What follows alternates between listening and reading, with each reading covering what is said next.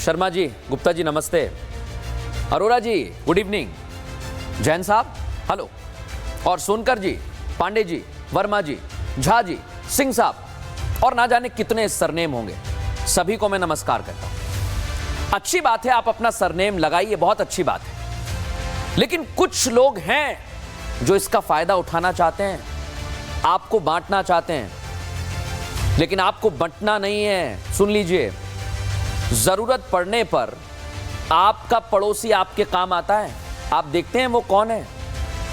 अच्छा, एक और उदाहरण, दफ्तर जाते हैं आप, दफ्तर में जब आपका कभी काम फंस जाता है तो कौन मदद करता है?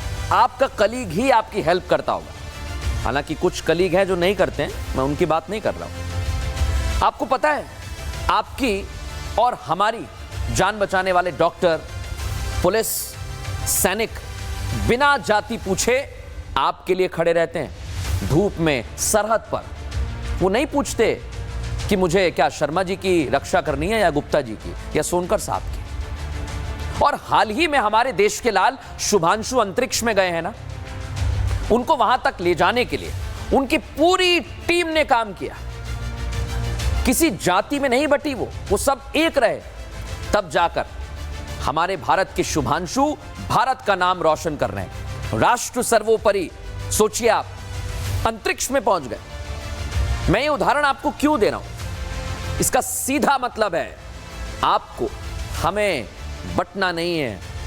ये बांटने वाले बहुत सक्रिय हो गए हैं, इनको सबक सिखाना है। और मैं किसी पार्टी की बात नहीं कर रहा हूं, मैं तो सिर्फ आपके भविष्य के लिए आपको सावधान कर रहा हूं, क्योंकि आप और हम अगर मिल गए, इनके चक्कर में मत पड़िए। आप, मैं फिर कह रहा हूं, ये आपको बरगलाएंगे और ये आपको बरगलाने में लग चुके हैं।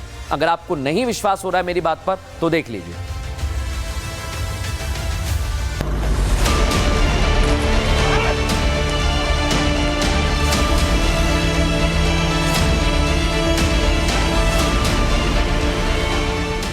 उत्तर प्रदेश में 2027 में चुनाव होना है और उसी चुनाव की पटकथा अखिलेश यादव जाति कार्ड खेलकर लिख रहे हैं।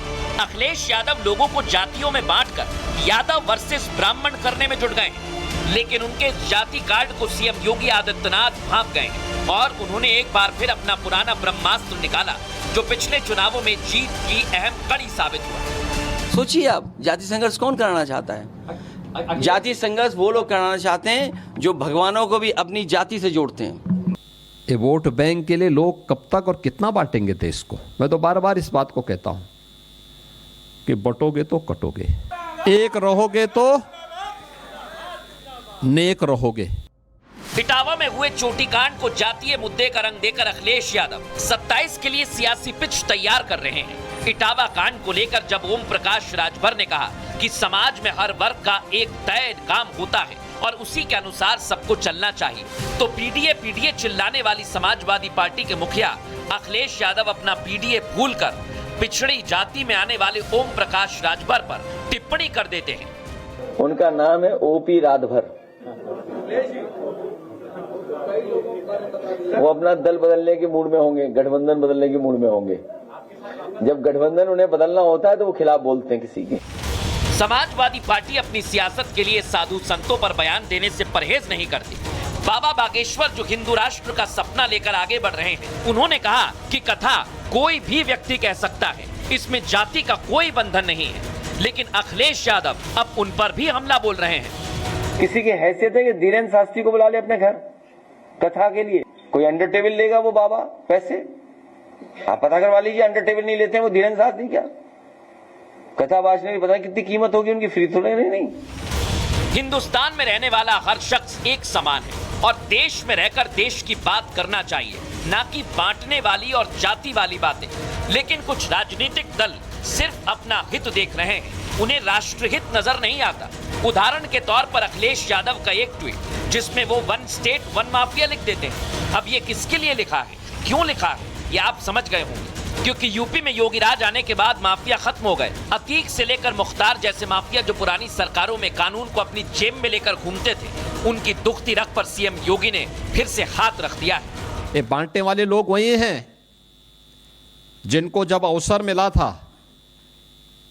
तो उन दुर्दांत माफियाओं के सामने नाक रगड़ रहे थे। जाति के नाम पर बांटने वाले लोगों ने माफियाओं के सामने सत्ता को गिरवी रख दिया था।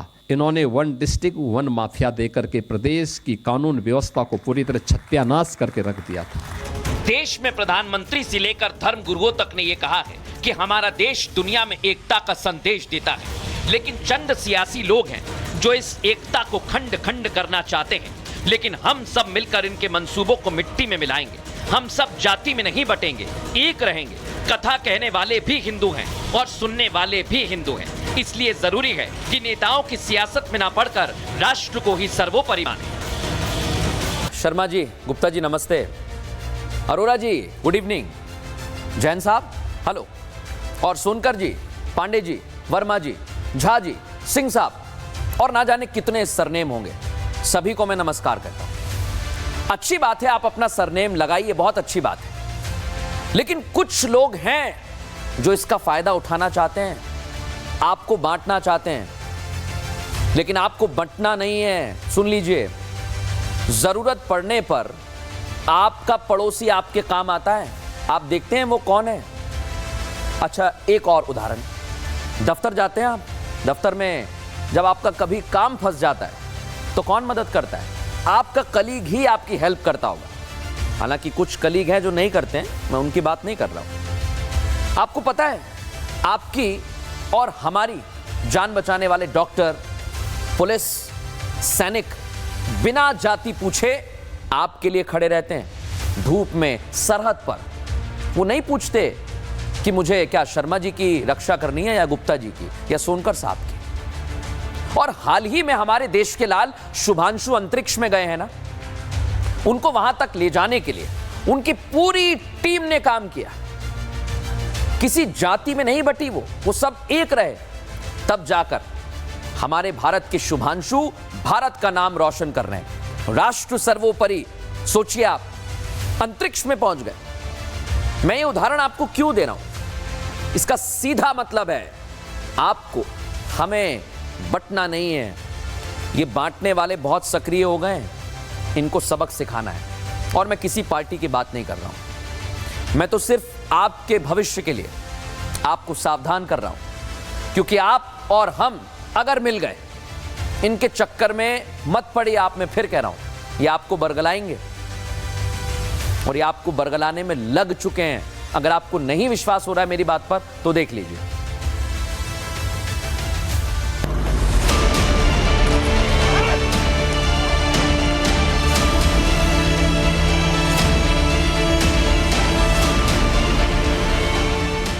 उत्तर प्रदेश में 2027 में चुनाव होना है और उसी चुनाव की पटकथा अखिलेश यादव जाति कार्ड खेलकर लिख रहे हैं। अखिलेश यादव लोगों को जातियों में बांटकर यादव वर्सेस ब्राह्मण करने में जुट गए हैं, लेकिन उनके जाति कार्ड को सीएम योगी आदित्यनाथ भांप गए हैं और उन्होंने एक बार फिर अपना पुराना ब्रह्मास्त्र निकाला, जो पिछले चुनावों में जीत की अहम कड़ी साबित हुआ। सोचिए आप, जाति संघर्ष कौन कराना चाहता है? जाति संघर्ष वो लोग कराना चाहते हैं जो भगवानों को भी अपनी जाति से जोड़ते हैं। ये वोट बैंक के लिए लोग कब तक और कितना बांटेंगे देश को? मैं तो बार बार इस बात को कहता हूं कि बटोगे तो कटोगे, एक रहोगे तो नेक रहोगे। इटावा में हुए चोटीकांड को जातीय मुद्दे का रंग देकर अखिलेश यादव 27 के लिए सियासी पिच तैयार कर रहे हैं। इटावा कांड को लेकर जब ओम प्रकाश राजभर ने कहा कि समाज में हर वर्ग का एक तय काम होता है और उसी के अनुसार सबको चलना चाहिए, तो पीडीए चिल्लाने वाली समाजवादी पार्टी के मुखिया अखिलेश यादव अपना पीडीए भूलकर पिछड़ी जाति में आने वाले ओम प्रकाश राजभर पर टिप्पणी कर देते हैं। उनका नाम है ओपी राजभर। वो अपना दल बदलने के मूड में होंगे, गठबंधन बदलने के मूड में होंगे। जब गठबंधन उन्हें बदलना होता है तो वो खिलाफ बोलते हैं किसी के। समाजवादी पार्टी अपनी सियासत के लिए साधु संतों पर बयान देने से परहेज नहीं करती। बाबा बागेश्वर जो हिंदू राष्ट्र का सपना लेकर आगे बढ़ रहे हैं, उन्होंने कहा कि कथा कोई भी व्यक्ति कह सकता है, इसमें जाति का कोई बंधन नहीं है। लेकिन अखिलेश यादव अब उन पर भी हमला बोल रहे हैं। किसी की हैसियत है कि धीरेन्द्र शास्त्री को बुला ले अपने घर कथा के लिए?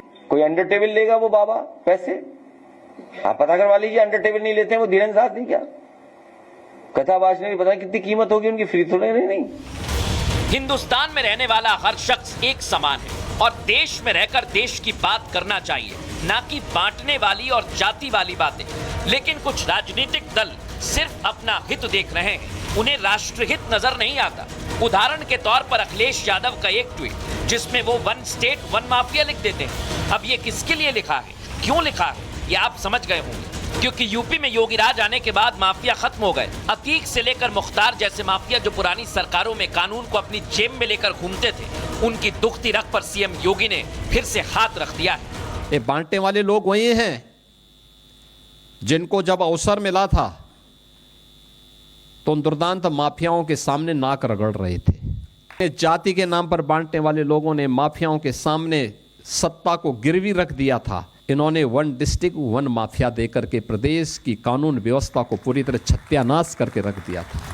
देश में प्रधानमंत्री से लेकर धर्म गुरुओं तक ने यह कहा है कि हमारा देश दुनिया में एकता का संदेश देता है, लेकिन चंद सियासी लोग हैं जो इस एकता को खंड खंड करना चाहते हैं। लेकिन हम सब मिलकर इनके मंसूबों को मिट्टी में मिलाएंगे। हम सब जाति में नहीं बटेंगे, एक रहेंगे। कथा कहने वाले भी हिंदू हैं और सुनने वाले भी हिंदू हैं। इसलिए जरूरी है कि नेताओं की सियासत में ना पड़कर राष्ट्र को ही सर्वोपरि माने।